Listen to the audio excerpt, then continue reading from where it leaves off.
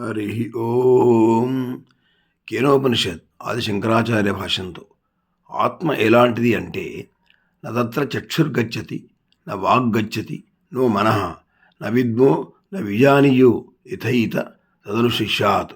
అక్కడికి చూపు ప్రసరించలేదు, కళ్ళు చూడలేవు, వాక్కు చెప్పలేదు, మనస్సు కూడా అందుకోలేదు, అది తెలియబడేది కాదు. అందువలన ఇతరులకు అర్థమయ్యేలా ఎలా తెలియపరచాలో కూడా తెలియదు.